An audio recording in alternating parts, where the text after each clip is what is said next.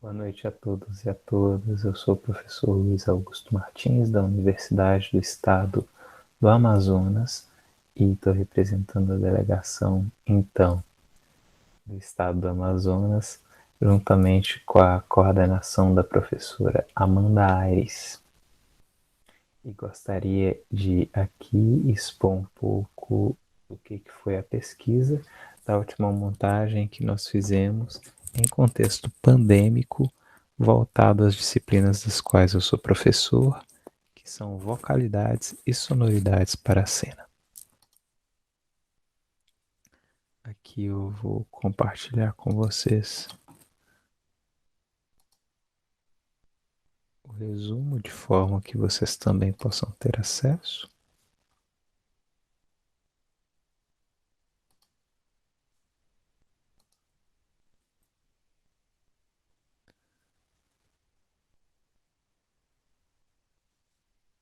Esse resumo é intitulado Rock Severino, um autêntico processo criativo manauara em contexto pandêmico, de autoria de Luiz Augusto Martins e coautoria de Amanda Aires Aguiar, Guilherme Alves de Carvalho e Diogo Cerrado. Esse artigo pretende refletir o teatro do oprimido no processo de criação do projeto Rock Severino, em conjunto com o projeto Arte e Comunidade da Universidade do Estado do Amazonas, que é coordenado pela professora Amanda há 7 anos e é referência para todo o norte do país. O estudo apresenta a experiência desenvolvida em contexto de ensino por telepresença durante plena pandemia de 2020. O propósito é pôr luz no processo de tecer uma única dramaturgia a partir dos estudos de outras 2 obras, numa perspectiva de ensino-aprendizado inspirada na pesquisação, ao debruçarmos em reentrâncias que possamos desconstruir estruturas opressivas. Partimos do universo dos dramaturgos brasileiros João Cabral de Melo Neto, em sua obra Morte e Vida Severina.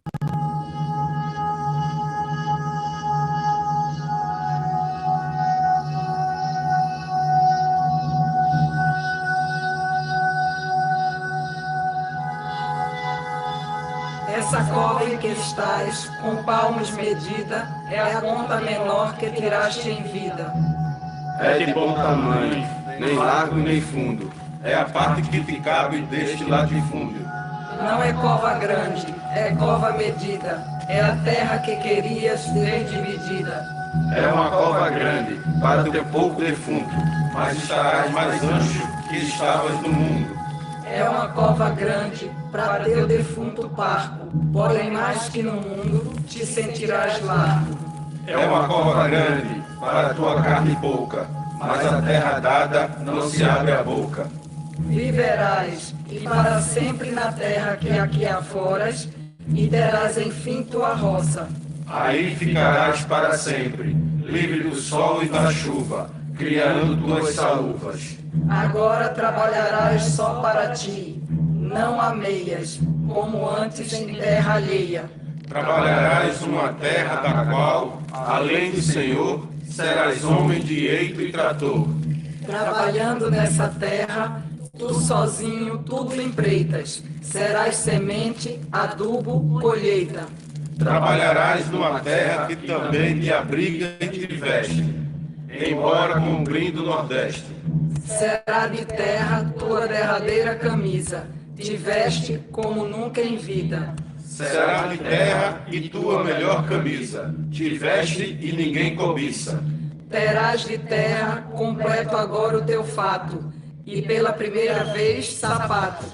Como és homem, a terra te dará chapéu, fosse mulher, chale ou véu. Tua roupa melhor será de terra e não de fazenda, não se rasga nem se remenda. Tua roupa melhor e te ficará bem cingida, como roupa feita à medida. Esse chão te é bem conhecido, bebeu teu suor vendido. Esse chão te é bem conhecido, bebeu um moço antigo. Esse chão te é bem conhecido, perdeu tua força de marido. Desse chão és bem conhecido, através de parentes e amigos. Desse chão és bem conhecido, vive com tua mulher, teus filhos. Desse chão és bem conhecido, te espera de recém-nascido. Não tens mais força contigo, deixa-te semear ao comprido. Já não levas semente viva, teu corpo é a própria maniva. Não levas rebolo de cana, és o rebolo e não de caiana. Não levas semente na mão, és agora o próprio grão. Já não tens força na perna, deixa-te semear na coveta. Já não tens força na mão, deixa-te semear no leirão. Essa animação que vocês acabaram de ter acesso a um fragmento dela é a animação da obra Morte e Vida Severina de João Cabral de Melo Neto, feita pela Fundação Joaquim Nabuco e disponível pela TV Escola. E essa obra nós selecionamos para ser trabalhada devido à característica musical, principalmente, devido ao interesse de trabalhar a dimensão das vocalidades e musicalidades para a cena teatral. E logo depois da rede estabelecida pela Arte Comunidade com a professora Amanda, foi lançada pelo diretor artístico Guilherme de Carvalho o trabalho com o texto O Berço do Herói. E nós empreendemos uma visita nesse texto que ficou muito conhecido no Brasil, principalmente devido à relação com a obra Roque Santeiro, e essa é a obra O Berço do Herói, assim como o Roque Santeiro, é uma adaptação da televisão. Quem fala não quer dizer. Que foi censurada. Vou mostrar pra vocês a história que o povo conta. É história feita de fé, de ambição e de glória. É história dentro da história, é favor prestar atenção. Bendito santo meu rei, bendita a graça do céu, bendita a força da fé, bendito o homem de Deus, bendito santo meu rei, bendita a graça do céu, bendita a força da fé, bendito o homem de Deus. Cantador que canta prece de erro, não tem medo de cantar. Canta um lado e canta o outro da história, canta o que quiser cantar. Maldito homem sem lei, maldita praga do céu, maldito santo sem fé, maldito homem sem Deus, maldito homem sem lei, maldita praga do céu, maldito santo sem fé, maldito homem sem Deus. Cantador que canta prece direito, não tem medo de cantar. Canta o falso e o verdadeiro da história, canta o que puder cantar. Bendito santo meu bem, bendita a graça do céu, bendita a força da fé, bendito o homem de Deus, maldito o homem sem lei, maldita a praga do céu, maldito o santo sem fé.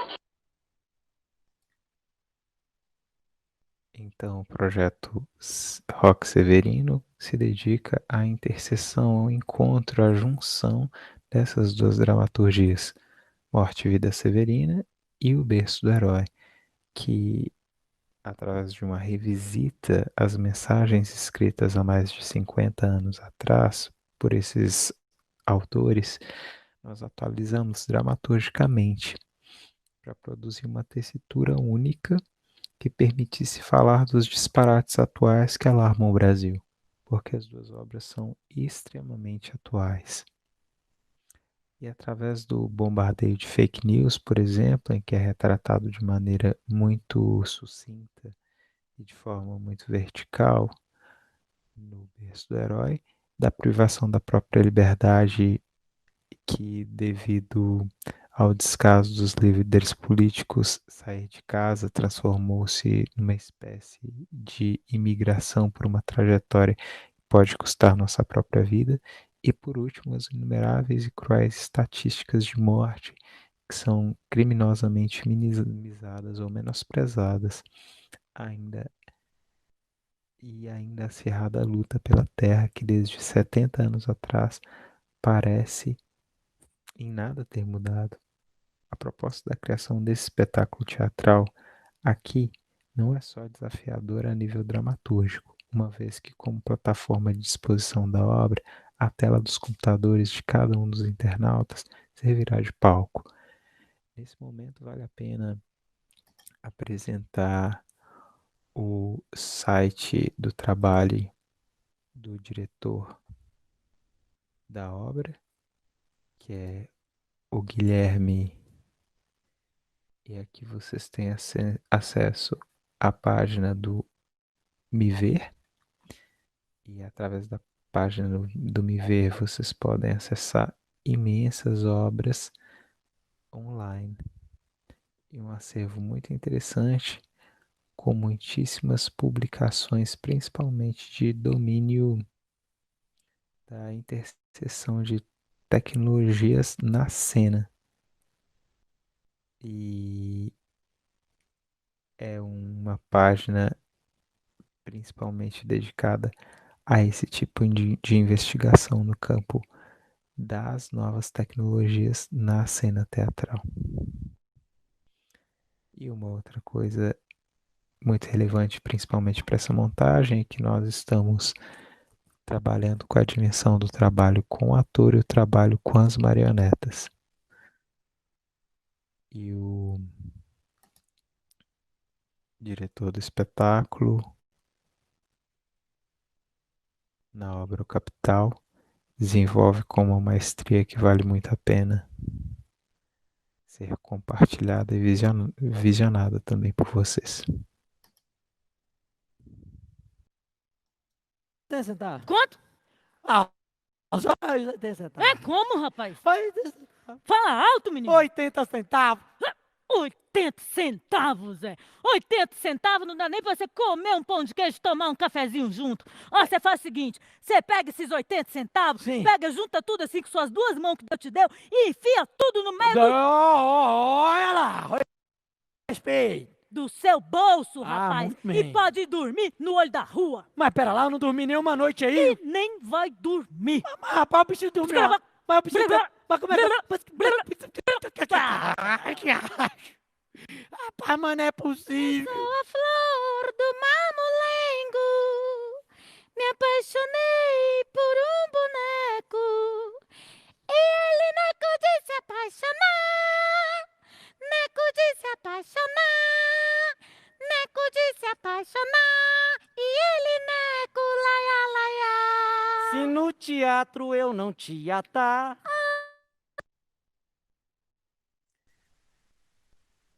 Então, para finalizar, eu deixo a informação e o desejo de que possamos compartilhar o mais breve possível essa comunicação, que esse estudo procura analisar a criação desse espetáculo em um processo de trabalho rodeado pela dimensão sônica amazônica e apoiado no polimento das vocalidades e sonoridades da cena com o intuito de amplificar vozes. Com principais palavras-chave, nós temos o teatro do oprimido, a arte e a comunidade, a dramaturgia, a encenação e a voz. Agradeço muitíssimo a participação de cada um de vocês. Desejo uma boa continuidade e até breve.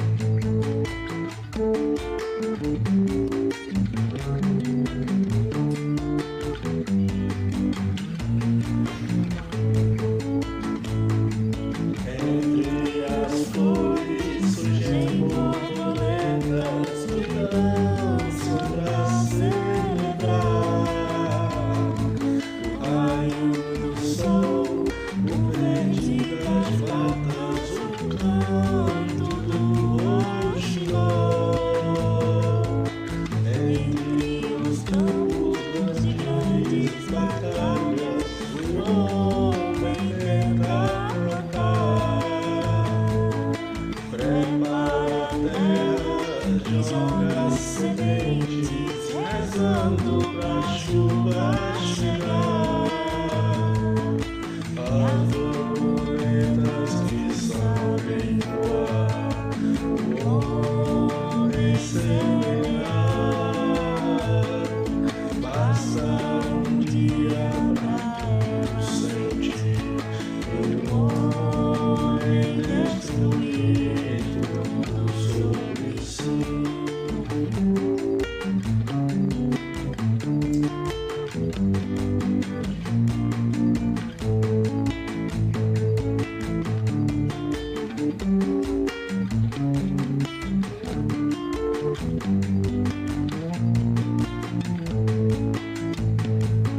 E as borboletas que sabem voar, o homem semear.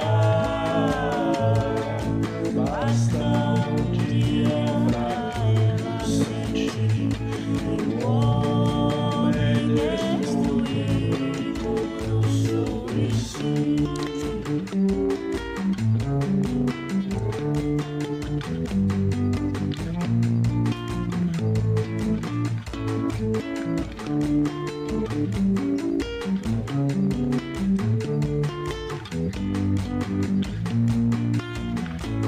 Tudo sobre si.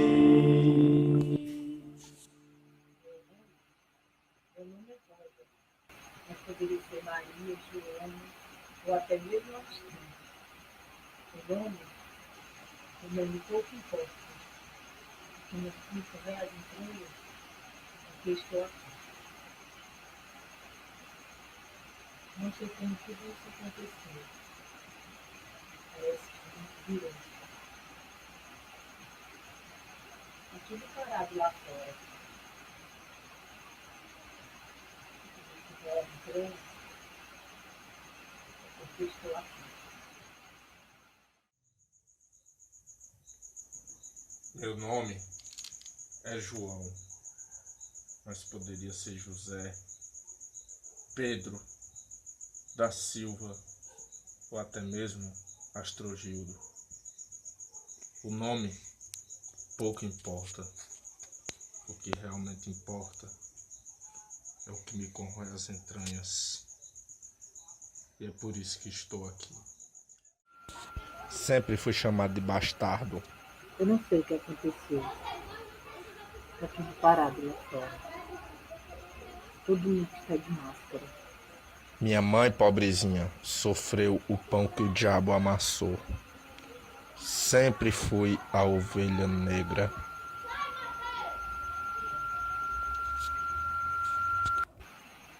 Rosa, minha filha, deixa esses livros, eles não vão te levar a nada. Vai procurar o que fazer, menina. Vai lavar roupa. Vai varrer casa. Olha, mulher que não sabe ajeitar a casa, não casa. Minha mãe, pobre criatura, sempre atenta aos caprichos do meu pai. Em época de eleição, ela chega para o meu pai e diz: amor, em que vamos votar? Isso me mata de vergonha e deixa que os laços conjugais sejam tão falsos como a de um jogador. Eu tenho certeza, a Terra não é plana. A Terra é redonda. E eu tenho medo.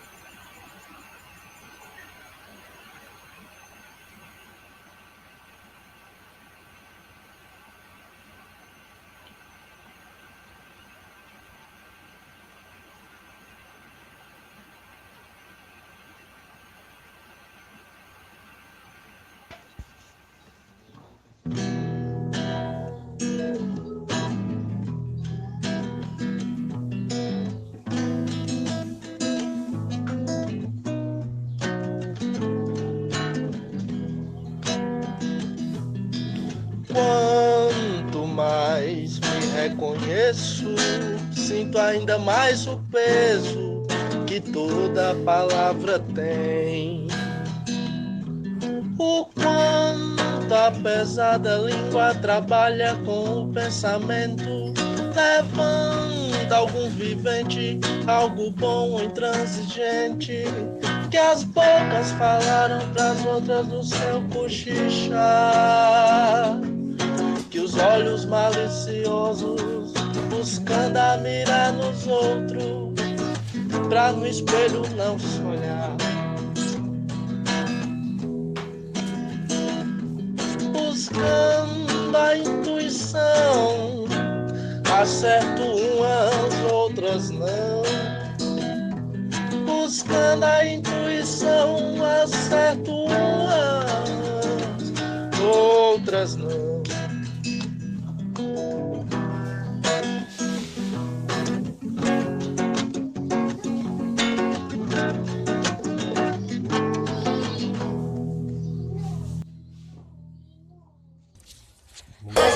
Vá fazer, menino. Depila seus pés, lavar os pratos. Quita, olha as crianças. Não! Tem muita coisa pra ajeitar em casa. Bonita, buceta, branca, aberta. Vai fazer o quê? Tu tá achando que você vai ficar em casa? Pecado.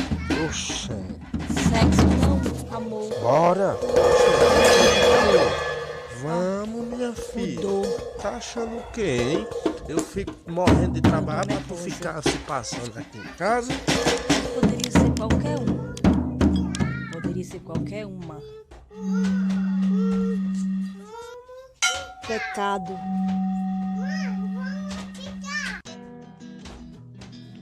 Quanto mais me reconheço, sinto ainda mais o peso que toda palavra tem.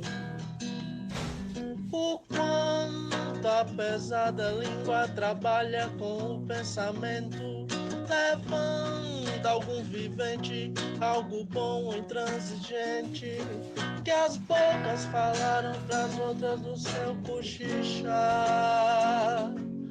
que os olhos maliciosos buscando a mirar nos outros, pra no espelho não se olhar. Buscando a intuição, acerto umas, outras não. Buscando a intuição, acerto umas, outras não.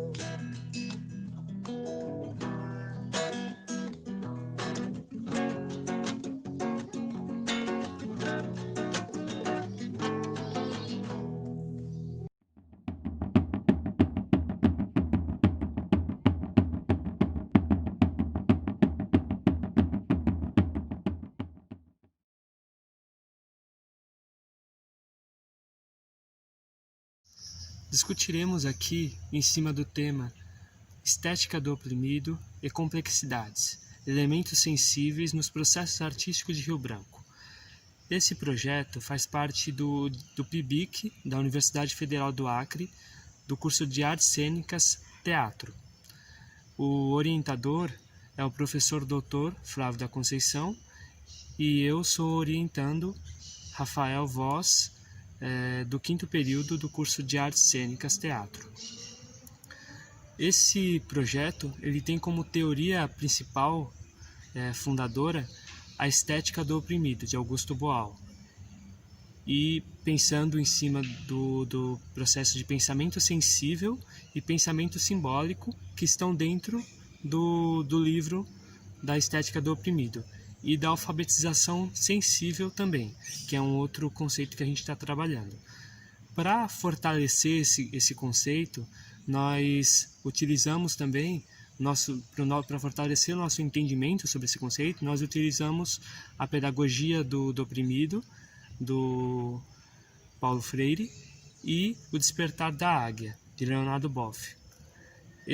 Na pedagogia do oprimido, a gente pensa na libertação do oprimido, né? Nesse processo de libertação, nesse processo de entender o espaço, de questionar sobre o espaço e desenvolver o seu processo de resistência mesmo, de se colocar no espaço, né? E aí o Leonardo Boff também nos ajuda no processo de simbólico e diabólico, né? Que o simbólico pensando no processo de união, né? No processo de unir os espaços, unir as pessoas, se conectar no processo de junção. E o diabólico como um processo de separação, de distanciamento. E aí o simbólico, no caso, ele representa a águia que voa e tem essa conexão com os céus, com a terra.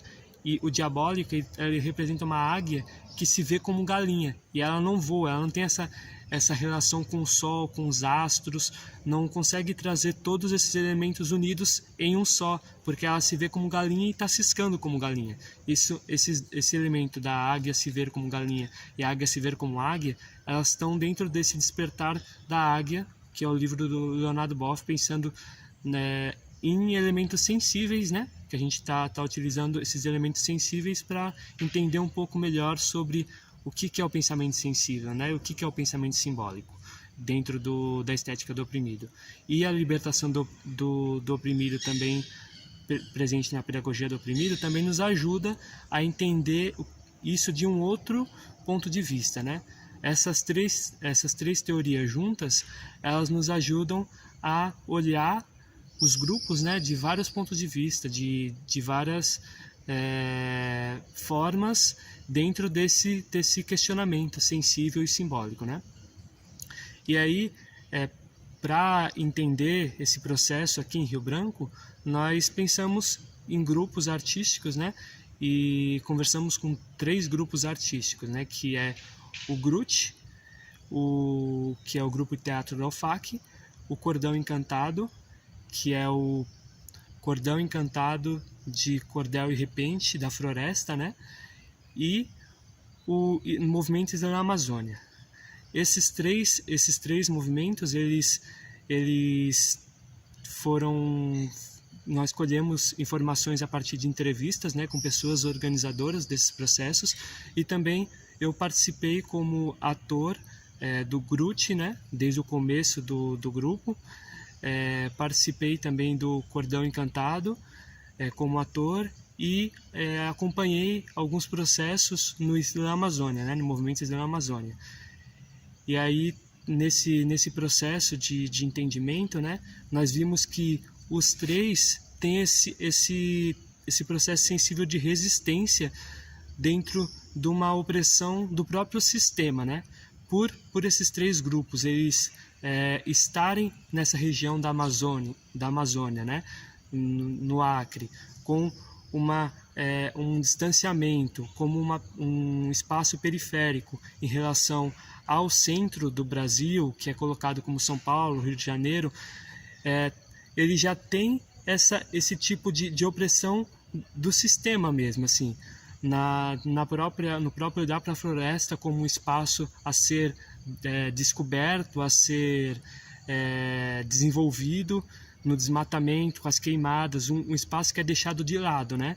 E como o estudo das poéticas desse espaço, eles aparecem como uma resistência dentro do campo artístico, dentro do campo sensível, dentro do campo existencial. Pensar no que surge, né, nessa floresta, pensar nas dinâmicas relacionadas aos indígenas, relacionadas às árvores, relacionada ao espaço da universidade, o que desenvolve nesse espaço da Amazônia já é uma resistência dentro de um sistema social vigente, né?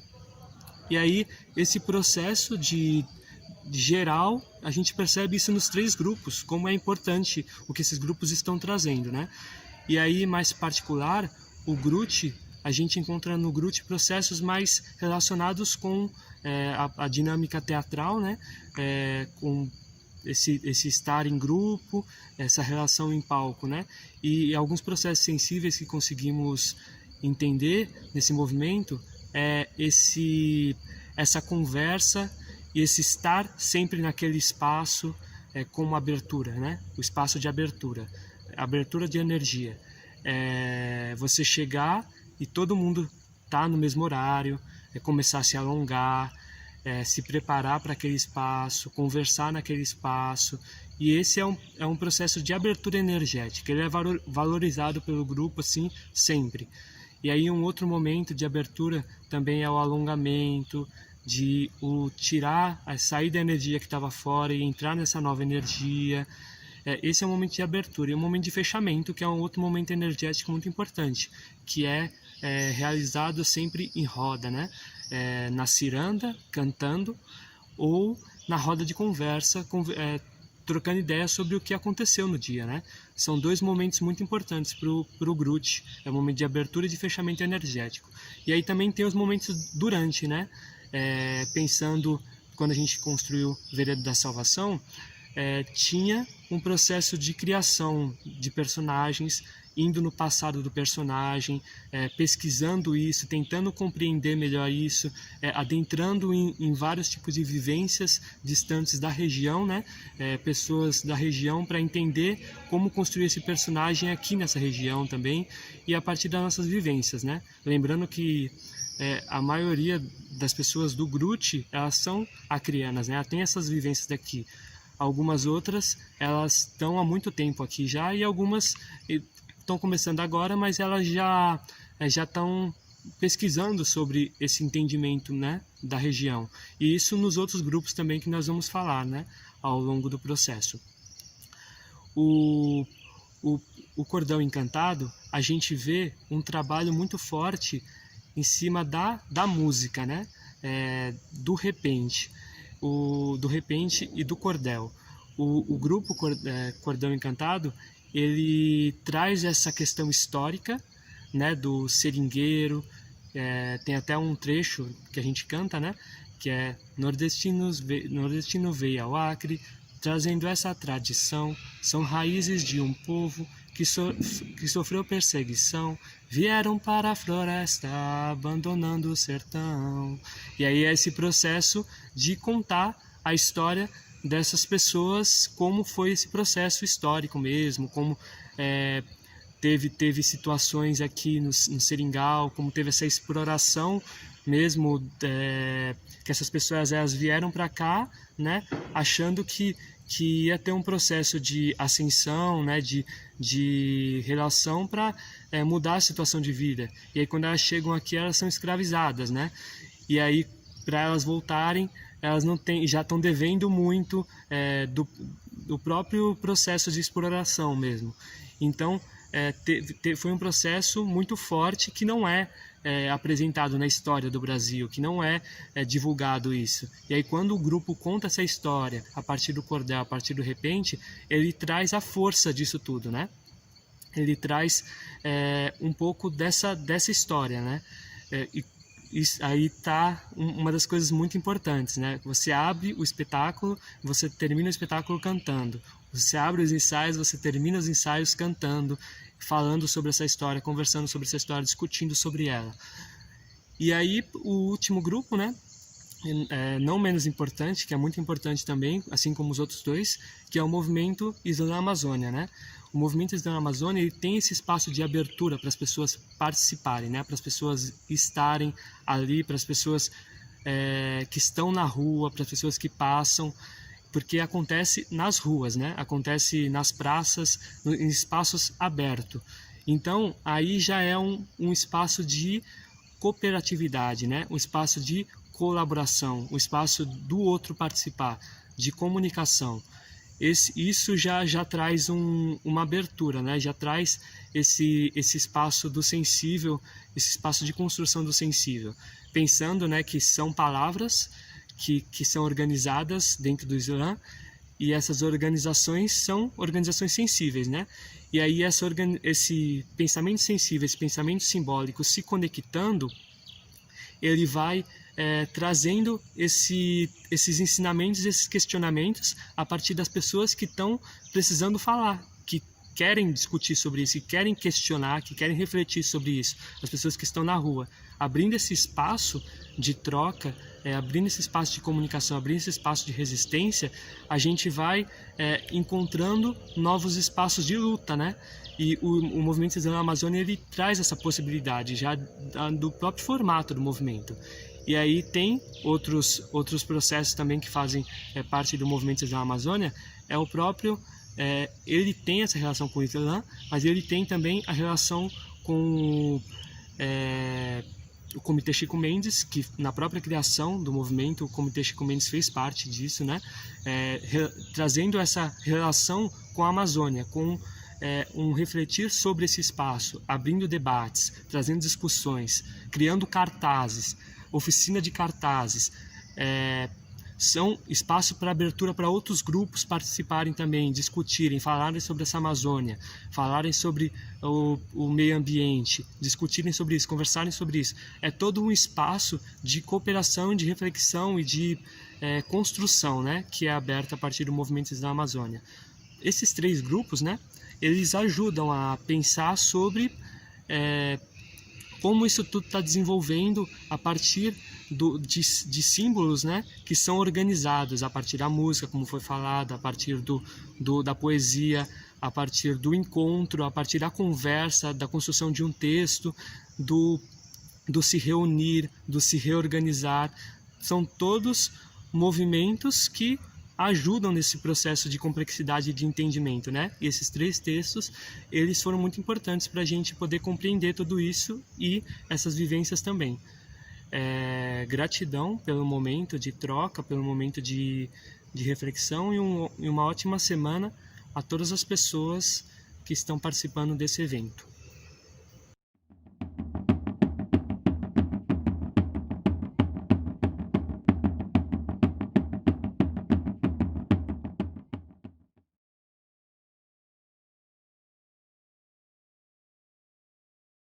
Bom, olá a todas e todos. O meu nome é Gustavo, eu sou professor do curso de Filosofia da Universidade Estadual do Paraná e na minha apresentação eu vou querer comparar a estética do oprimido do Augusto Boal com a estética da libertação do Henrique Dussel. Dussel, para quem não sabe, se soletra D-U-S-S-E-L. A estética do oprimido e a estética da libertação são 2 das principais teorias estéticas da atualidade e tratam de temáticas similares. Contudo, até onde sabemos, não existem análises comparativas entre essas 2 correntes estéticas. Então, a fim de preencher essa lacuna, eu vou tentar aqui com vocês, né, aproximar essas 2 correntes, destacando algumas semelhanças e diferenças entre elas. A minha exposição vai ter 2 momentos. No primeiro momento, eu vou tratar da estética da libertação, explicitando algumas teses dela, e num segundo momento eu vou tratar da estética do oprimido, né? Também vou explicitar algumas teses dela e também diferenças com relação à estética da libertação. Então vamos lá, né? O primeiro momento, a estética da libertação. Embora estude a relação entre libertação e estética há bastante tempo, é apenas em seu último livro, 7 ensaios de filosofia da libertação, publicado na Espanha esse ano, que Dussel elabora a contento o que designa de estética da libertação. Ele dedica o último capítulo dessa obra, a estética da libertação, e explica que ela visa, cito, a descolonização estética. Fim de citação. A estética da libertação parte do pressuposto de que a opressão colonial, vale dizer, a opressão que hierarquiza diferentes grupos de indivíduos, e nesse sentido a gente pode entender que quando o Dussel usa o termo colonialismo, ele está pensando não só aquele colonialismo formal, né, de um país sobre outro, mas no limite, né, toda a prática hierarquizante, né? Então nesse sentido a gente pode pensar que o colonialismo pode ocorrer dentro de um certo povo, né? Eu vou retomar isso mais tarde, né? E então a estética da libertação ela parte do pressuposto de que a opressão colonial ela permanece ainda nos dias de hoje, né? E ela permanece não só por meio da dominação econômica e militar, mas também por meio da dominação estética, né? E aqui é preciso observar que o Dussel usa o termo estética, assim como Boal, num sentido amplo, né? A palavra estética vem do grego aesthetos, né, que significa perceptível pelos sentidos. Então eles usam o termo estética não só para designar o âmbito das belas artes, mas para designar os modos pelos quais nós percebemos e sentimos os fenômenos circundantes. E eu vou seguir eles e utilizar o termo estética nesse sentido amplo também, nessa comunicação. Uma tese central da estética da libertação é de que a liberdade do povo oprimido exige descolonizar a estética. Mas daí a pergunta que se coloca, como fazer isso? Segundo a estética da libertação, o princípio catalisador da descolonização estética é o artista obediencial. Dussel usa essa expressão para designar o gênio capaz de interpretar a oculta, aqui eu estou citando ele, a oculta pulsação da beleza vivente de um povo oprimido, a fim de desenvolvê-lo. Segundo Dussel, o povo oprimido é capaz de reconhecer o artista obediencial, isto é, o gênio que consegue abrir o caminho para uma estética pluriversal. Então, a estética pluriversal é o ponto final desse processo de descolonização estética. E o que é essa estética pluriversal? O Dussel, lá no livro dele, ele descreve a estética pluriversal como uma coexistência sinfônica de diferentes estéticas.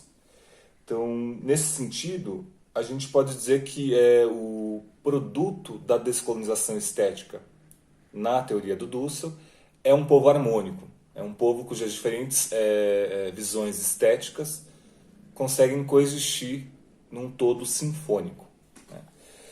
Bom, agora eu vou para o segundo momento da minha fala, que trata da estética do oprimido em comparação com a estética da libertação. A Estética do Oprimido, como vocês devem saber, é um livro que foi publicado em 2009, alguns meses após o Boal falecer, e logo na introdução da obra, o Boal afirma que o objetivo dele é promover a descolonização estética. De maneira análoga à estética da libertação, a estética do oprimido entende que a opressão se transmite não só por meio da dominação econômica e militar, mas também por meio do colonialismo estético, isto é, da identificação dos oprimidos com os modos de perceber e interpretar o mundo criados pelos opressores.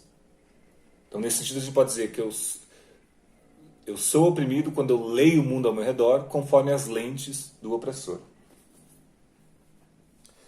Para que o povo oprimido se liberte, é preciso que ele pratique o processo de descolonização estética. Então, até aqui lembra muito a estética da libertação do Dussel. Mas a gente deve observar que existem diferenças significativas entre essas duas teorias estéticas. A primeira delas é a de que a figura do artista obediencial não marca presença na estética do oprimido. Como eu falei antes, o artista obediencial é uma figura que o Dussel apresenta e ela designa o gênio que consegue acordar um povo para a luta para a liberdade. A ideia de que o povo precisa ser acordado para a luta, pela libertação, por uma espécie de gênio artístico, não ocorre na teoria do Boal. E é justamente por isso que ele usa o termo estética do oprimido, e não estética para o oprimido. São os próprios oprimidos que precisam engajar em uma série de práticas para descolonizarem a sua estética e conquistarem a liberdade. Essa é a primeira diferença. A segunda diferença é de que a estética do oprimido não supõe que a descolonização estética não supõe que a descolonização estética culminará na existência sinfônica de diferentes estéticas. De acordo com a estética do oprimido, toda a sociedade é formada por partes antagônicas. A gente pode dizer que essa segunda diferença da estética do oprimido com relação à estética da libertação advém do seu maquiavelianismo. E aqui eu vou citar uma parte da estética do oprimido, onde o Boal reconhece a influência do Maquiavel. Isso está na página 71. Maquiavel jamais deu receitas para acabar de vez com os conflitos políticos, mas analisou como se vai de um a outro conflito, pois assim são as sociedades, conflitantes. Toda a sociedade é fragmentada, e cada fragmento tem suas necessidades e interesses. É pelos conflitos que as sociedades se movem. Maquiavel nos propõe a perda da inocência. Se quisermos continuar, angelicamente, pensando que um dia chegaremos, na Terra, à eterna paz do paraíso, sonhemos, mesmo sabendo que os seres humanos sempre estiveram divididos. Sempre os movimentos da sociedade ocorreram pela confrontação de forças. O que move o mundo é o conflito. Fim de citação. Então, a estética do oprimido pressupõe que a sociedade, né, como eu já disse, ela se compõe de partes antagônicas. Essa é um termo do Boal, né? E por isso ela afirma a ineradicabilidade do conflito. O ímpeto pelo colonialismo estético não pode ser exterminado de uma vez por todas. Sempre existirá a possibilidade de que as diferentes classes, raças, etc., que formam um determinado povo, venham querer colonizar umas às outras por meio da estética. Então, né, a ideia de que a descolonização estética possa produzir uma coexistência sinfônica de diferentes estéticas, né, não marca a presença na estética do oprimido. Bom, essas eram as duas diferenças que eu queria apresentar, né? Então acho que eu cumpri aqui o objetivo dessa breve exposição, né? Apresentei algumas semelhanças e algumas diferenças entre a estética da libertação e a estética do oprimido. E eu espero, né, que novas análises comparativas entre essas duas teorias estéticas surjam. Obrigado.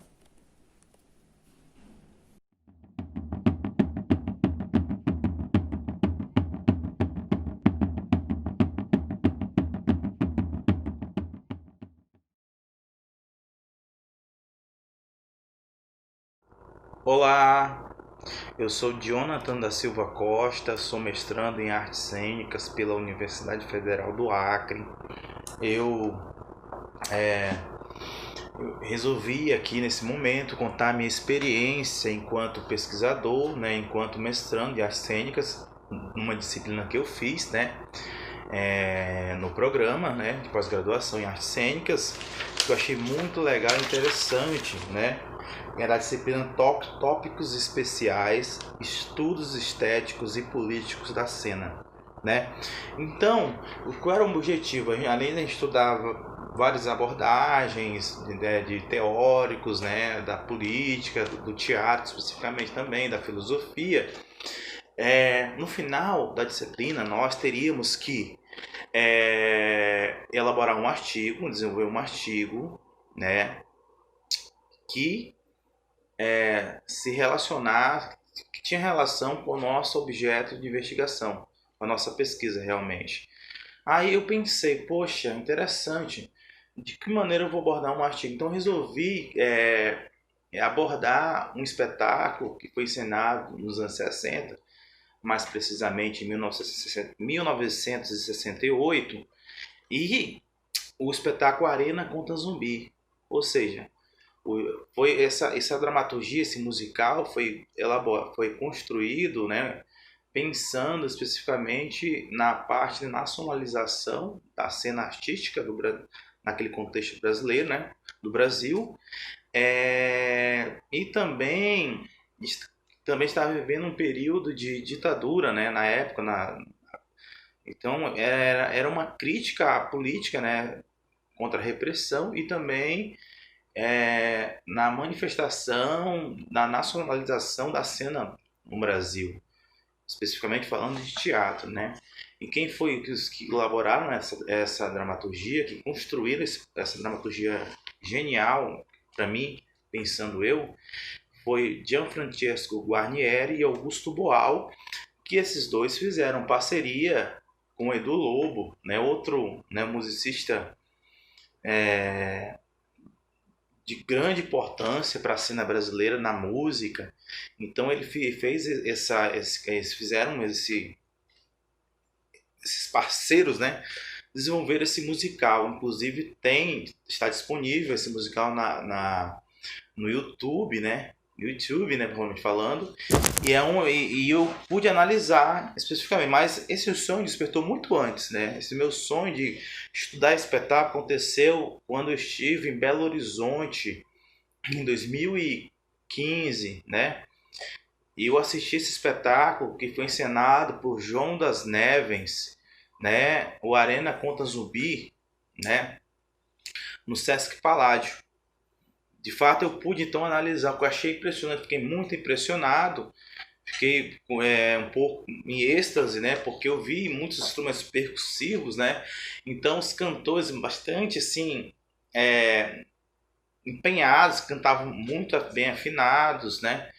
E eu fiquei impressionado. E quando, 5 anos depois, entrei no programa, eu pude conciliar essa ideia, desenvolver esse projeto, né? O que é legal, que deu certo. Então, comecei a construir pensando na sonoridade, porque o meu objeto de investigação é, na verdade, o título do meu projeto, né? O título do que eu vou executar minha dissertação é falando sobre a sonoridade no teatro, né? O caso do espetáculo Organismo do grupo Macaco Prego na Macaca da cidade de Rio Branco, Acre. Então eu resolvi elaborar o título do meu artigo, que é essa experiência que eu consegui desenvolver, né? Contar um pouco essa minha experiência enquanto estudante, mestrando, né?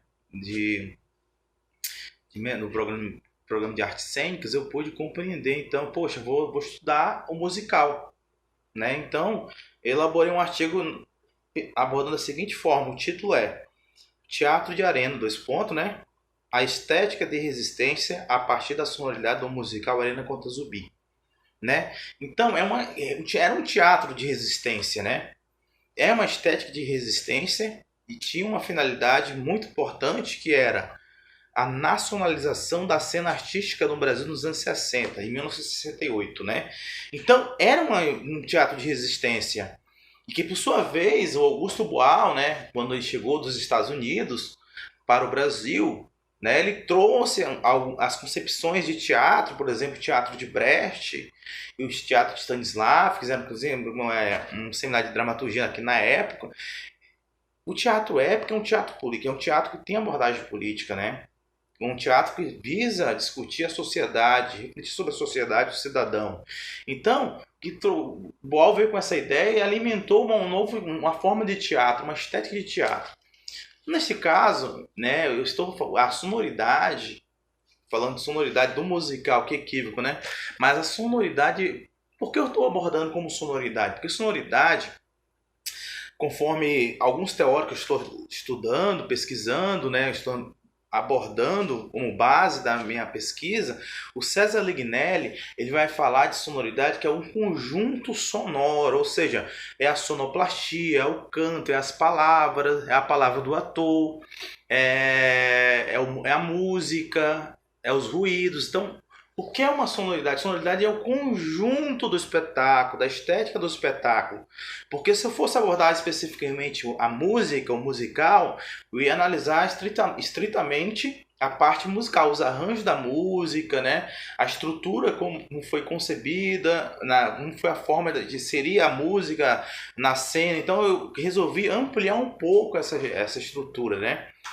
Então, o César Lignelli é um teórico, Roberto Gil Camargo, usei também como base para minha pesquisa, usei o Livio Trachtenberg, também um outro teórico muito importante, além de outros teóricos que estou estudando a fundo para poder me embasar, né?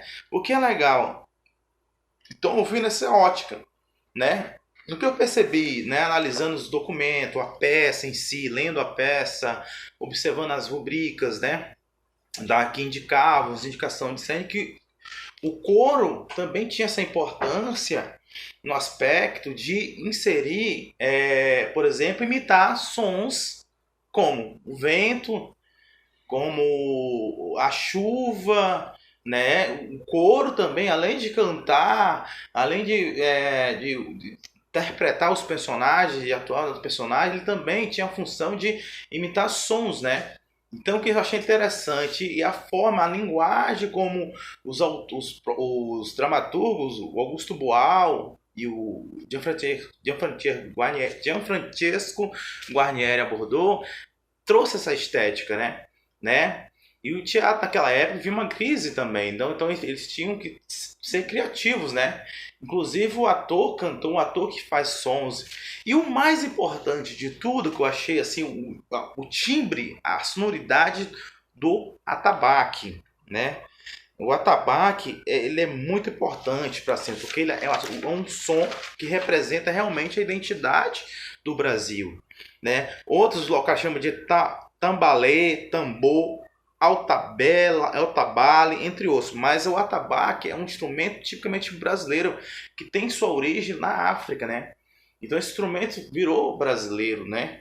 E então o atabaque é muito presente na cena, os instrumentos percussivos é muito presente na cena, e na sonoridade eu percebi muito ela presente e trouxe realmente, né, para nós espectadores que apreciadores do espetáculo, do musical da Mariana contra o Zumbi, que traz essa ideia, né? Que eu fiquei muito assim, emocionado. Então eu vou analisar o artigo, vou fazer várias análises, né? Eu vou citar um pouco do teatro épico, vou citar um pouco sobre, né, o contexto da obra, né, da peça, né, do musical, que eles queriam fazer um intercruzamento entre a história do zumbi com um presente na perda da liberdade e tal. Então eles trazem muito bem isso aí. E a sonoridade é indispensável, né?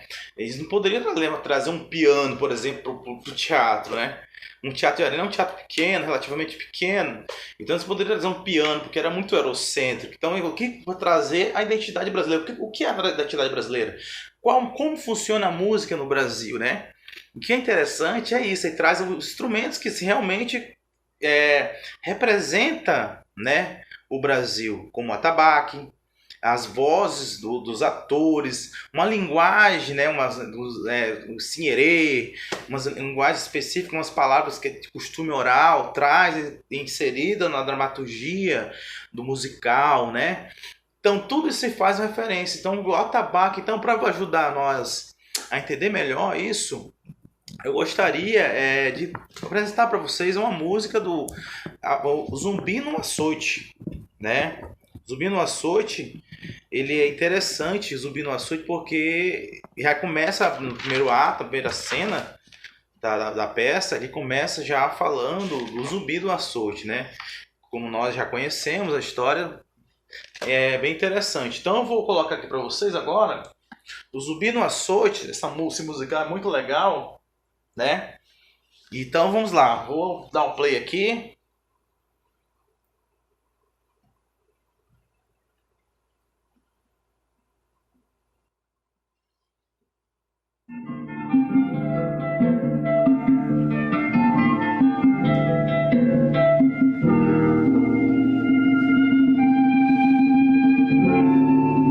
É Zambi no açoite, é Zambi, tu e tu e tu e tu, é Zambi na noite, é Zambi, tu e tu e tu, é Zambi. Chega de sofrer.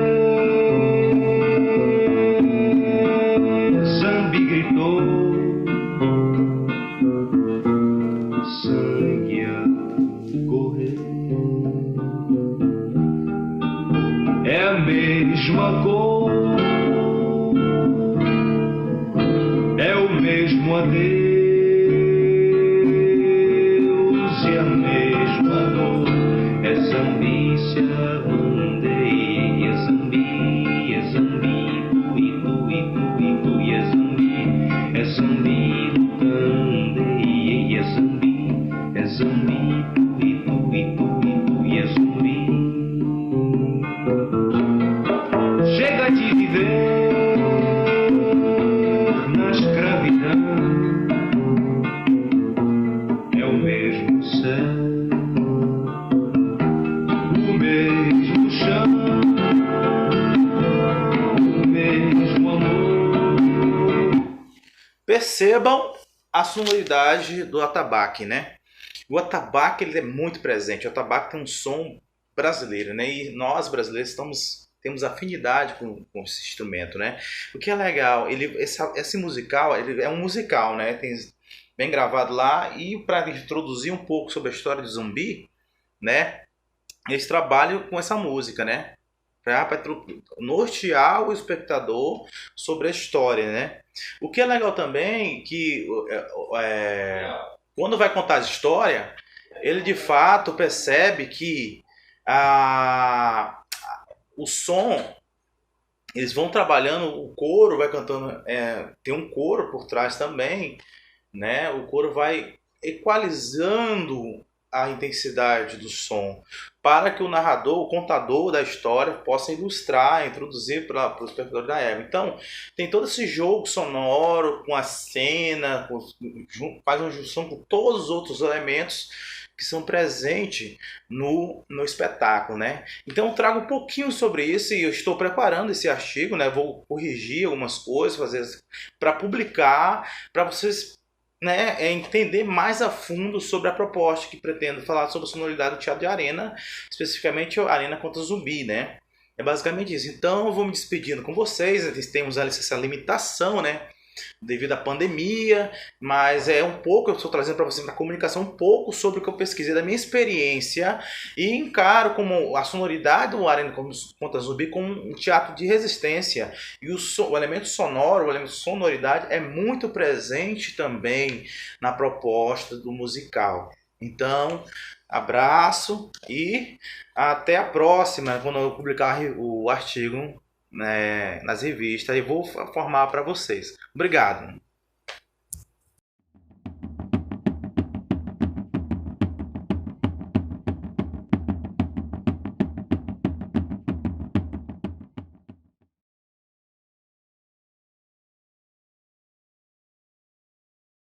Por trimestre, eles contribuem. E aí conseguimos fazer a manutenção das estruturas e outros serviços.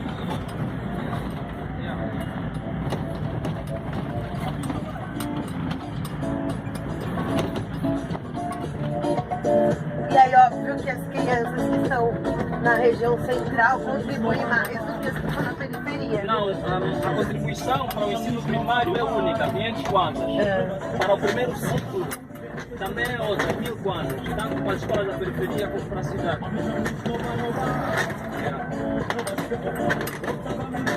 Depois tem o ensino particular, né? Que cobra mais caro ainda. É um samba tradicional.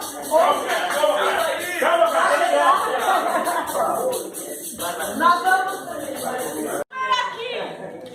Quem é você neste monumento? Eu sou Macuxo. Macuxo? Macruz. Macruz. E você? Eu? Cara, você falou bem, eu sou filho.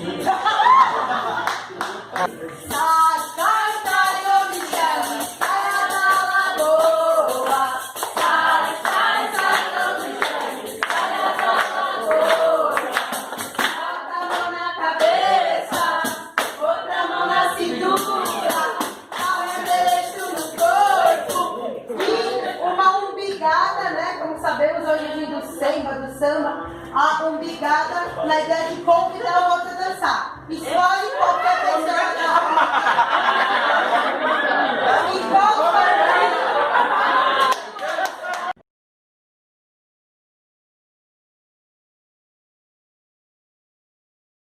artista e pedagoga do teatro e para minha atuação em diferentes contextos. E a partir dessa experiência foi possível uma descolonização de saberes e uma prática artística pedagógica antirracista e anticolonial, porque estando em Angola com esses artistas e com esses educadores de diferentes idades, de crianças, jovens, adultos, profissionais das artes cênicas, foi possível uma relação dialógica de troca efetiva de saberes populares, ancestrais, acadêmicos, para criações artísticas autorais, colaborativas, coletivas, que se deram no mesmo tempo e espaço do encontro.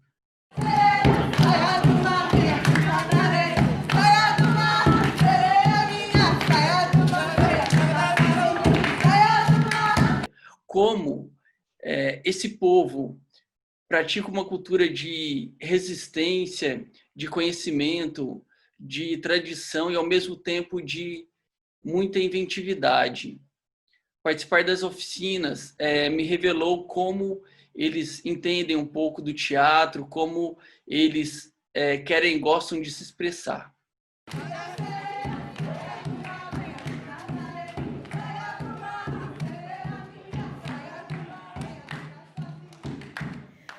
Uma das coisas que a gente fez também, e isso foi algo realmente interessante, tinha a ver com um pedido, então, para que eles pudessem, os participantes da oficina pudessem escolher onde o público estaria para assistir aquele exercício.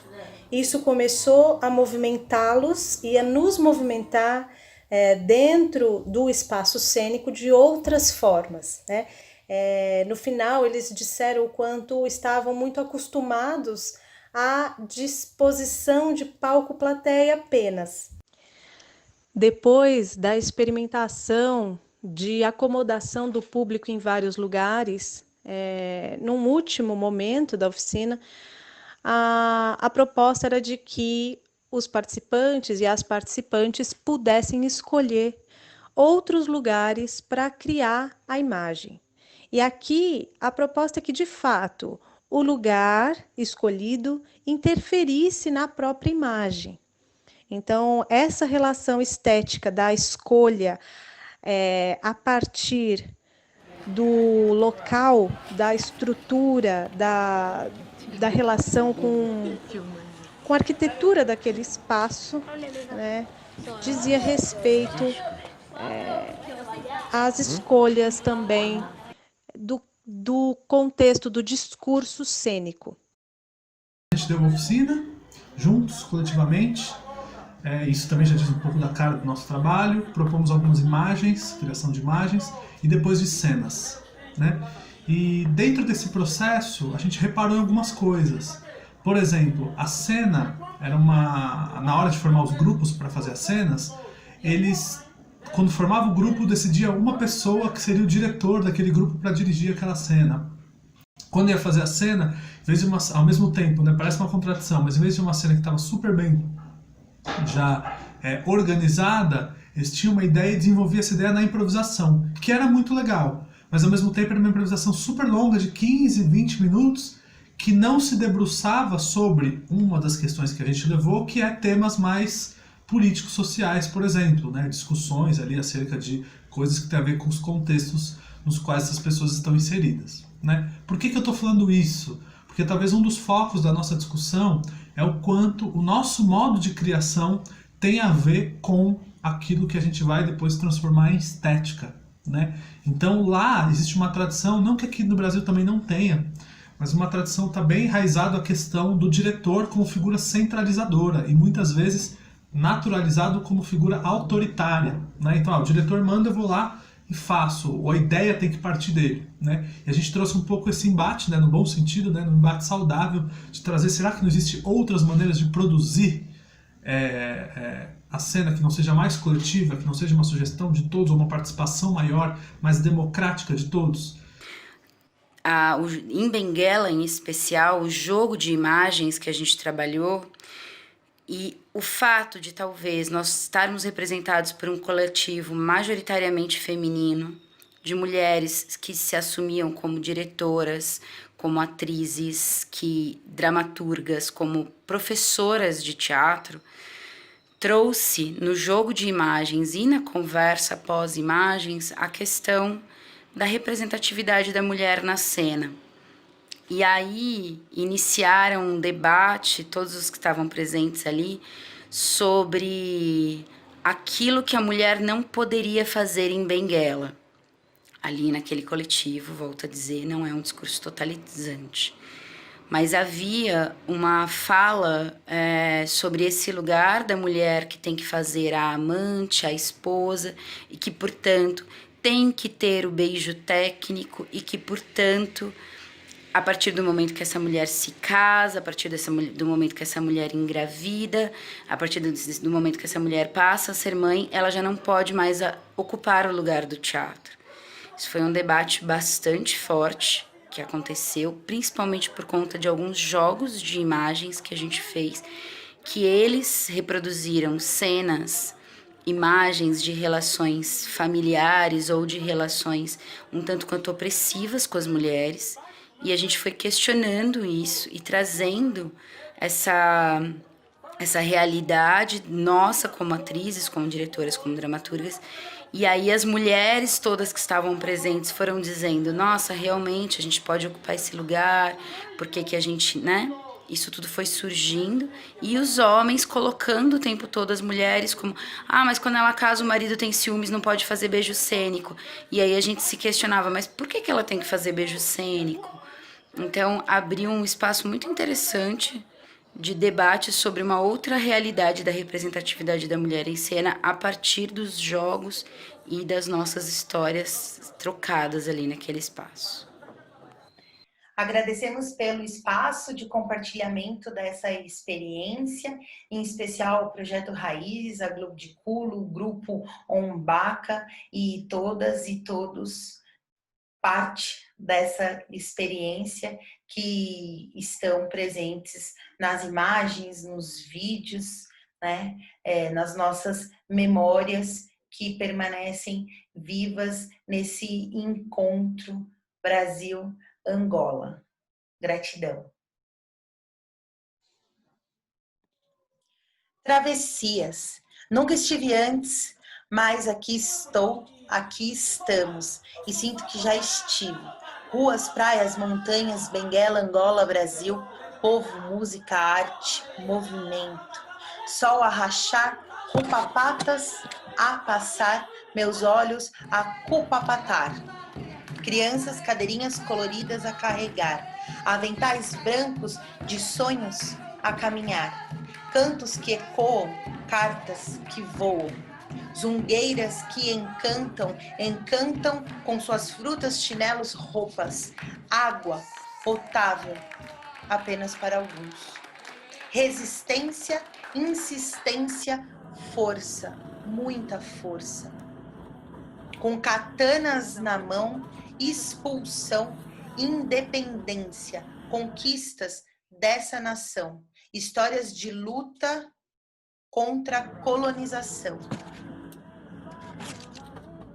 Povos irmãos, povas irmãs.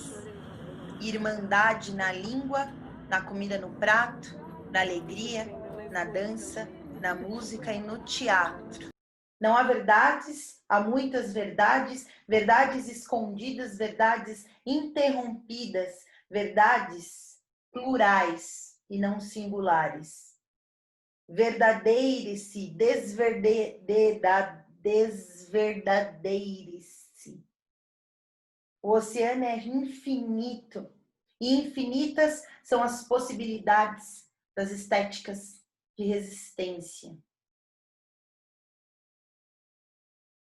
Atravessar-me. 4 de fevereiro de 1961, angolanos armados lutam pela independência. 1964, Brasil, golpe, ditadura militar. Portugal.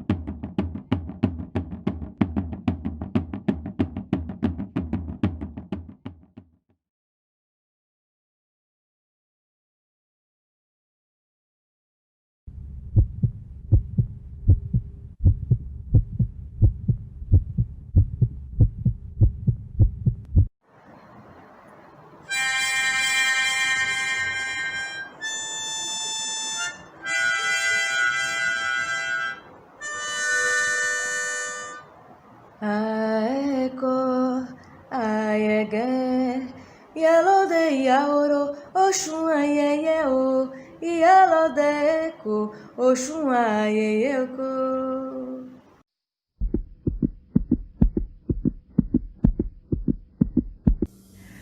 Olá, Luzirene.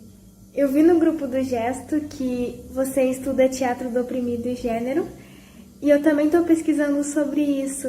Então, a gente poderia conversar?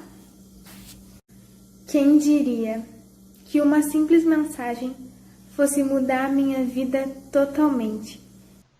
Mulheres, corpo, mundo. Conheci a luz numa oficina de teatro do oprimido, promovido pelo Gesto, em janeiro desse ano, no Teatro Castro Alves, aqui em Salvador. Nós não conversávamos muito, por isso achei um tanto estranho ela ter me convidado para formar um coletivo que entende o teatro do oprimido, o teatro da oprimida, a partir das perspectivas de gênero, depois de 2, 3 meses. Mas pensei, reflexiva, por que não? Já que entender o simbólico e o estético, a partir dos recortes de gênero, já era algo que vinha fazendo. Parir, criar, nutrir,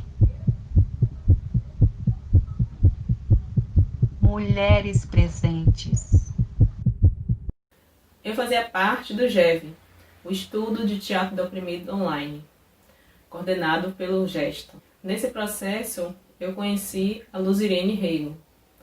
Um dia ela anunciou que estaria ministrando oficina de teatro, jornais e redes sociais, e eu me interessei muito, porque dialogava com o meu projeto de mestrado. Aí eu tentei fazer a inscrição do curso e não conseguia, então eu resolvi entrar em contato com ela. Conversamos bastante, ela foi muito receptiva, só que enfim, eu não pude fazer o curso, porque ele tinha um limite de idade, era apenas para adolescentes e jovens, mas ela se dispôs a marcar uma conversa comigo, a falar sobre a pesquisa dela. Ela falou dos estudos dela, que ela já está fazendo pós-doutorado. Eu estou caminhando no mestrado, então houve essa troca, essa fluência, até que ela me convidou para participar desse grupo de estudo em Teatro das Oprimidas, Teatro do Oprimido, com esse recorte de gênero. Eu aceitei na hora, esse grupo ainda estava bem inicial, e aí que tudo começou. O batuque do tambor se confunde com as batidas do nosso coração, pois o coração é o tambor do corpo. Ele dita o ritmo da nossa vida e hoje nossas batidas irão se conectar através do mundo virtual. Chegou o momento do terceiro livro, no GEV, A Estética do Oprimido. E o grupo que estava coordenando, o Gesto, decidiu usar uma outra metodologia. Cada coordenador, vamos dizer assim, poderia criar mini-grupos para apresentar um capítulo. E a Luzirene nos convidou, esse grupo que estava com vontade de estudar o teatro do oprimido, o teatro das oprimidas e gênero, para se debruçar sobre esse capítulo. E fomos 6. Eu, a Dudinha, a Rosa, a Renata e a Lívia, sendo guiadas pela Luzirene. E foi muito intensa essa experiência de estudar a estética do oprimido, porque essa necessidade da gente criar a nossa própria estética, a gente se rever. Essa é a potência do teatro do oprimido, de Augusto Boal. Nos faz repensar todo o nosso processo, todas as nossas experimentações, tudo o que a gente vem construindo até hoje. Então, assim, foi de fundamental importância esse momento para a criação, esse pontapé inicial para a constituição desse coletivo. Era um desejo, eu acho que guardado, dentro de cada um de nós, e que com essa oportunidade de encontro, ele se aflorou. Eu sou Lívia Ocambita Temboa e estou muito grata em estar aqui nesse instante. Amo escrever, amo cantar. Tudo comigo se deu quando a professora Teresa Junqueira, minha amiga e irmã, me convidou para participar do Gesto. Neste processo conheci Luzirene, uma das componentes do Gesto, que sempre me acolheu em seu ventre amoroso. E cada momento que me aprofundava no estudo das obras de Boal, mais vinha vontade de compartilhar isso com meus amigos. Porque nesse momento de pandemia, onde as opressões internas e externas explodem. Esse movimento do gesto com Boal foi altamente significativo, acolhedor e libertador. Depois disso, Rosa do Oriente nos convidou para participarmos de um evento acadêmico e lá a gente precisava de submeter um vídeo e assim o fizemos, sob o título de Mulheridades Plurais. Mulheres, corpo, mundo, parir, criar, nutrir. Nós exploramos a estética no audiovisual e submetemos esse trabalho para o segundo seminário Mulher, Cena, Riso e Mito. Teatro Máscara Ritual, da CIA Bufa de Teatro, com parceria da UFBA. E essa experiência estética era justamente essa discussão, né, que a gente trazia. O que é esse lugar, né, da mulher na sociedade? O que significa o ser mulher? Essa potência da nossa própria estética, da força à nossa voz, nos escutarmos uma às outras. Ser mulher. Ser mulher é todo dia. É lutar eternamente. Não cessar com o sol poente. Compartilhar a dor que sente. Dor que dói e transforma a gente. E então constrói corrente. Com propósito e direção. Apesar do distanciamento, foi possível criar esse vínculo afetivo virtualmente. E construímos esse processo do vida virtualmente e surge nosso primeiro trabalho estético, que foi Mulheridades Plurais. Essa potência das nossas estéticas individuais agora se fortaleciam, porque elas se entrelaçavam, elas se tornavam diversas. Eram várias mulheres falando das suas experiências. Mulheridades plurais, na sua essência e nas suas potências. Sentir, viver, lutar. Escrevo aquilo que é uma verdade para mim e, sobretudo, a minha verdade passa pelos meus sentidos. Nisto me fundo e me vejo na necessidade de separar o que é meu, o que é seu, o que vem do meu DNA. O que e quem quer me depreciar, me desempoderar? Eu sinto, eu vejo, eu me transformo no conflito.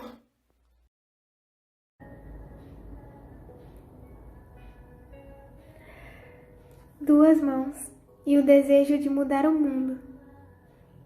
Duas mãos que se juntam a algo mais profundo. União, coletividade, transformação. Há mãos que colocam a minha vida em ação. Pedaços de mim atravessaram tempo e espaço. O vazio bate a porta diariamente e me deixa um pacote de esperança congelado, ao ver nas estatísticas um ambiente insalutar em todas as dimensões. Olho para trás e vejo o que construí, o que sou e onde quero chegar. Buscamos isso, entender, exercitar esse verdadeiro olhar. Olhar a essência das coisas, a alma dos seres, a alma do mundo, que sou eu, você, elas, nós. Parem e sintam. Olhem, mas com o corpo. Corpo que salva, cura, liberta. A mente consciente. Corpo, movimento. Mulher, deusa serpente. Transcende esteticamente. Nesse processo, eu descobri que eu sou Mulheridades Plurais. E sendo Mulheridades Plurais, eu honro Augusto Boal, Bárbara Santos e a Rede Madalena Internacional. Eu sou Mulheridades Plurais. Eu acredito na força dos encontros, na transformação que se faz em coletivo.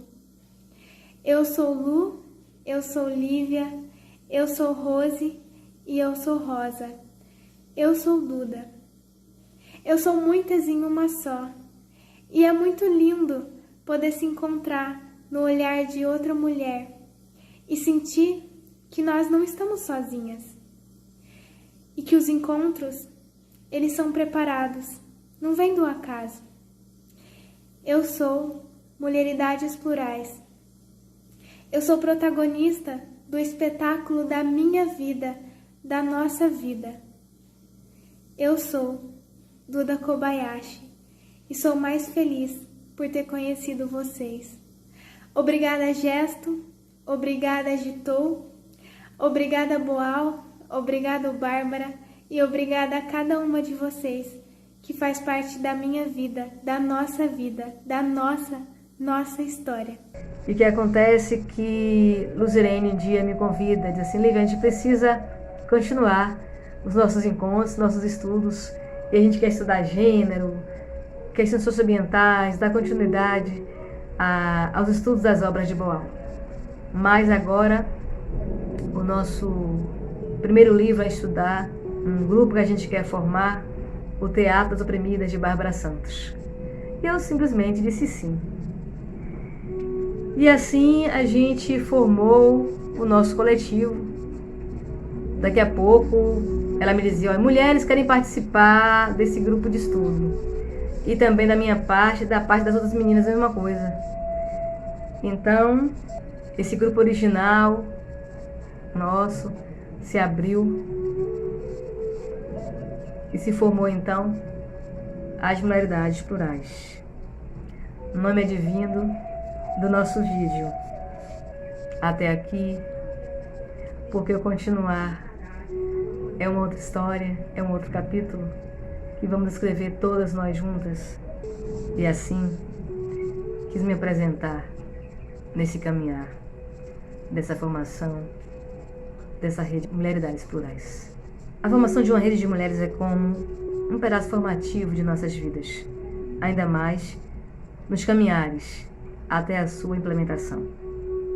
Foi elaborado conforme as perspectivas do Ubuntu e do bem viver. Viva a rede Mulheridades Plurais. Retornar para a sua história é o mesmo que retornar para a semente inicial. É o mesmo que retornar para o nosso grande ancestral, Boal.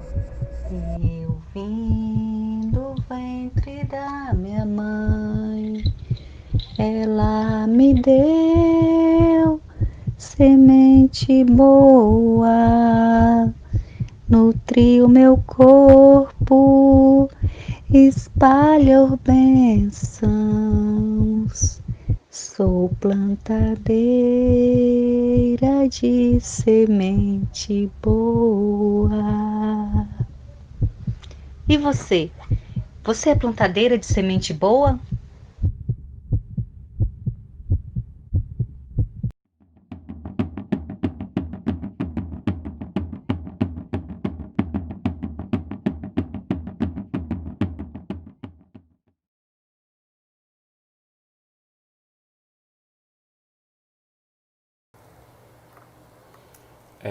Olá, meu nome é Douglas Henrique de Oliveira, eu sou estudante de mestrado no programa de pós-graduação da Universidade Federal de Ouro Preto e aqui no Gitou 2020 eu venho apresentar um trabalho que se chama Aproximações nos Processos Cênicos de Eduardo Pavlovsky e Augusto Boal, La Multiplicação Dramática e o Arco-Íris do Desejo. Bom, eu vou fazer a leitura aqui do texto e ele é um pouquinho extenso, então eu vou resumir, eu vou fazer aqui um recorte desse texto para fazer a leitura e no final eu faço minhas considerações, tá bom?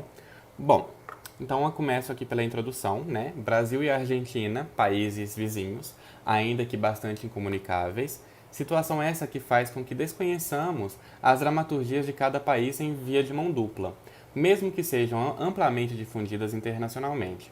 A proposta deste trabalho é estabelecer um diálogo entre os processos de criação de dois artistas, Eduardo Pavlovsky e Augusto Boal, buscando aproximar seus contextos, as técnicas utilizadas e os embasamentos teóricos a fim de aproximar produções latino-americanas.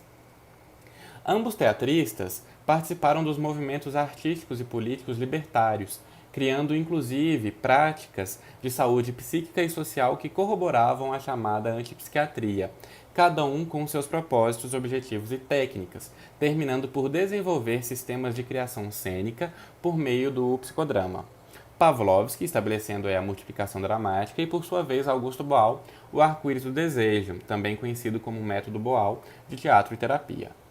Quando os sistemas foram desenvolvidos, tanto a Argentina como o Brasil passavam pelos seus momentos mais fortes de opressão militar durante as ditaduras que assolaram a América Latina na segunda metade do século XX, ali no final dos anos 1960 e na década de 1970.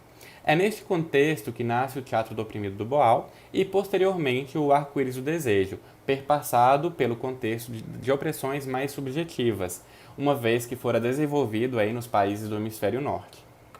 De outro modo, o Pavlovsky atua tanto na área da saúde quanto na produção de uma cena política, bem como Boal atuara no teatro de arena. Dessas experiências diferentes em contextos bem semelhantes, que partem de uma comparação entre realidades vividas na América Latina, se pode perceber uma articulação dos sistemas que definem o teatro no campo da mudança social, ou seja, da resistência aos estados de exceção. A multiplicação dramática do Eduardo Pavlovsky.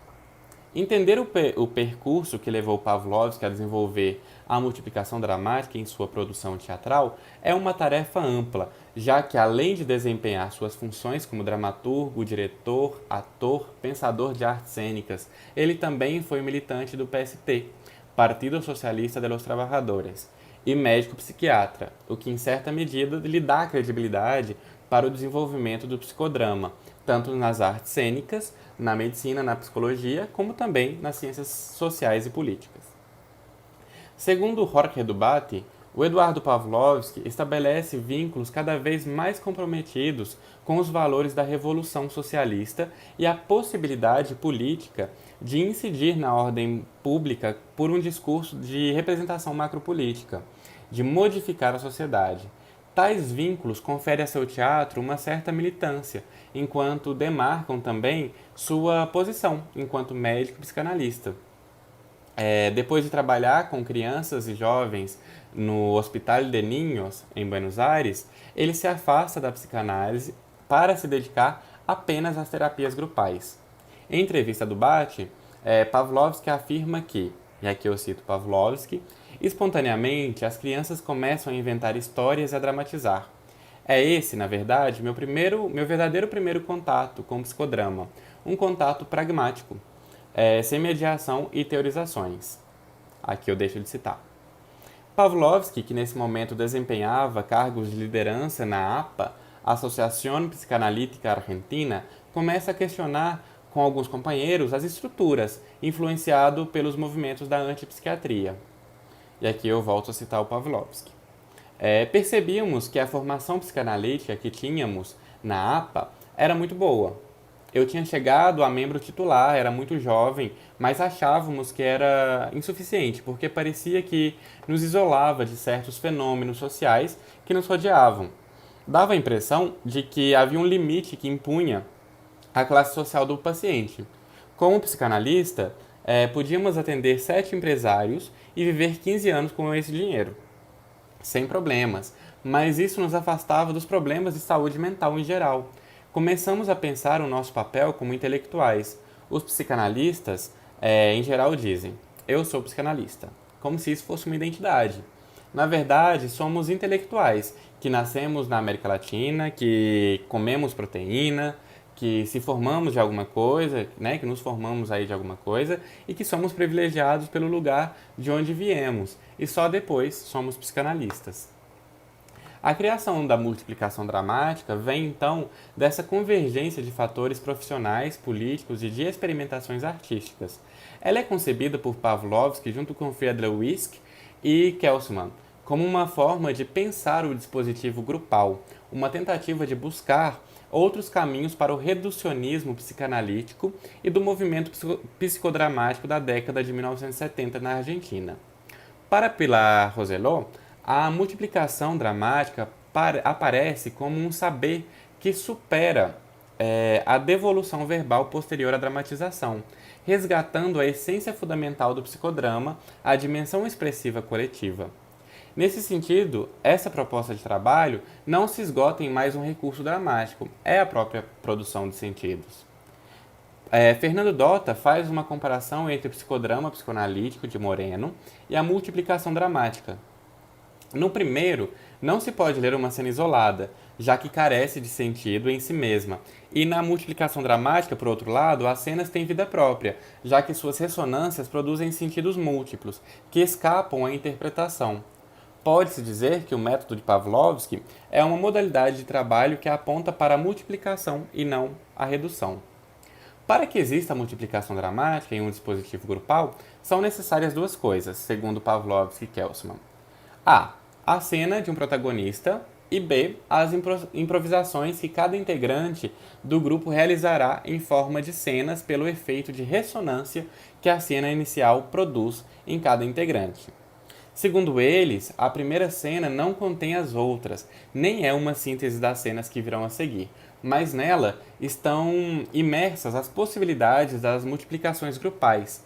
Funciona sempre à disposição da multiplicidade de sentidos. Não se espera que a cena original represente a unidade, da qual sairão versões mais trabalhadas em complexidades e profundidades. Pelo contrário, espera-se a multiplicidade de sentidos que seriam linhas de interpretação. Síntese faz referência à ideia do prazer estético do estado criativo que permite o grupo fazer cenas espontaneamente, como se a multiplicação dramática habilitasse ao lúdico e onírico, brincar com temas existenciais como a morte, o amor e a loucura. Essa forma de definir o psicodrama muito se aproxima também das proposições de Augusto Boal em seu método de teatro e terapia. No artigo eu desenvolvo mais essa ideia aqui, mas por questão do tempo aqui do vídeo eu já vou passar fazendo essa comparação com o método Boal, tá bom? As experimentações de Augusto Boal e seu desejo de fazer um teatro para o povo e pelo povo deram resultados. Na década de 1970, resultaram na conformação do teatro do oprimido. Segundo ele, as palavras oprimido e espectador eram sinônimas, principalmente pela distância e a impossibilidade de diálogo entre a plateia e o palco. Durante a ditadura militar no Brasil, ele se exilou em Buenos Aires, onde desenvolveu o teatro-jornal, além de desenvolver outros dispositivos do teatro do oprimido em outros países. As técnicas que compõem o arco-íris do desejo foram elaboradas na Europa, a partir de um contexto novo em que surge a comparação entre a diversidade de tipos de opressão. Enquanto na América Latina se vivia ditaduras violentas e problemas estruturais e institucionais, como a extrema pobreza, o desemprego, o analfabetismo, na Europa os problemas eram mais subjetivos, relacionados com a solidão e o vazio, a incapacidade de se comunicar.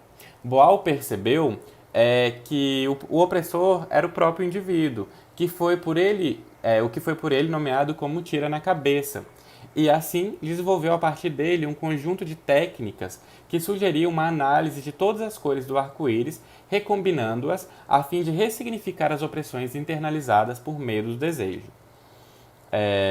A partir dessas experiências, na Europa, o Boal se aproxima de forma teórica e prática com a psicologia.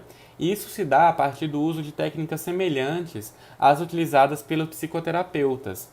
Isso se deu com o pressuposto de mostrar o teatro como lugar onde o sujeito poderia se ver em ação, no cerne da autoobservação. E aqui eu cito Boal.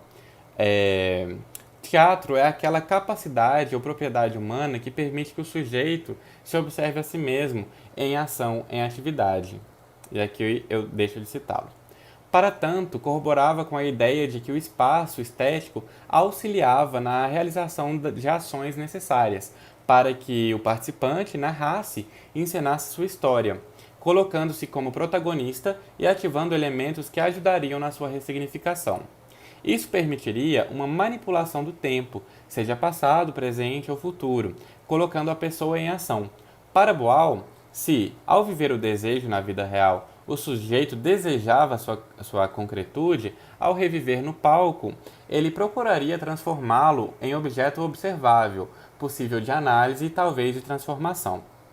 O relato da opressão dado pela seção no Arco-Íris do Desejo deveria, do ponto de vista do autor, ser plural, pensando em colocar a opressão de todas as pessoas da plateia, principalmente aquelas que pertencessem ao mesmo grupo social e que sejam submetidas ao mesmo tipo de opressão.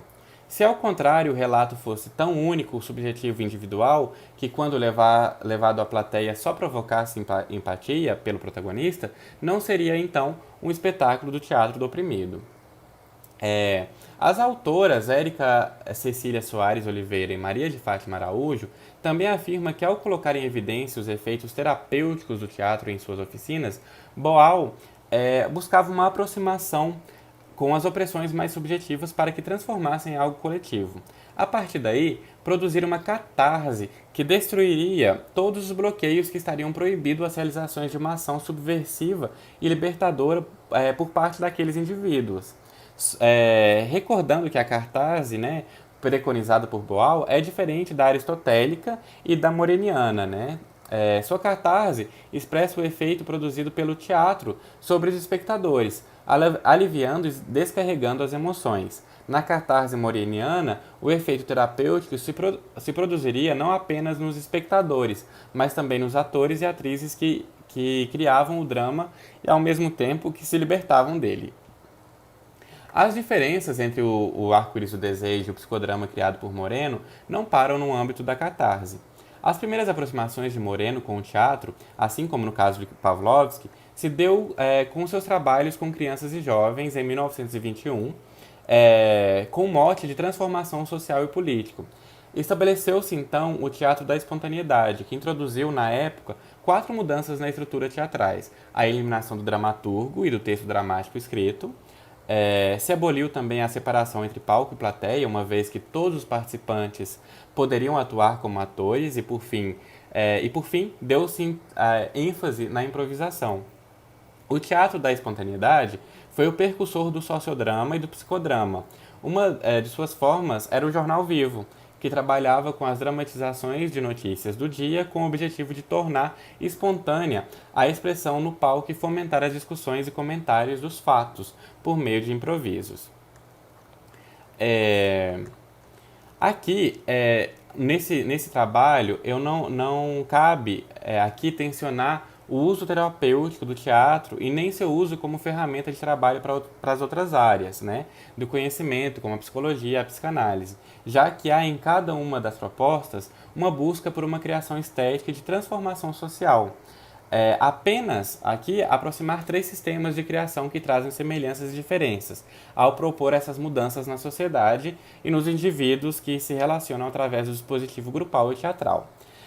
Tais estudos mostram que os vínculos possíveis nas articulações entre artes, humanidades, sistema de criação artística, educacional e terapêutica. Então, Pavlovsky, Moreno e Boal desenvolveram métodos aí que é uma busca terapêutica por meio do teatro, seja na instância dos atores ou dos espectadores, cada sistema com suas fundamentações metodológicas e respaldo na psicanálise, em maior ou menor medida. Essa busca se dá com a motivação política e social que permeia a sociedade de cada um deles, O Moreno na primeira metade do século XX e Pavlovsky e Boal na América Latina ditatorial da segunda metade do mesmo século. E aqui eu acredito que não tenha mais tempo para que eu possa expandir o tema, mas em outra oportunidade o farei. Até mais.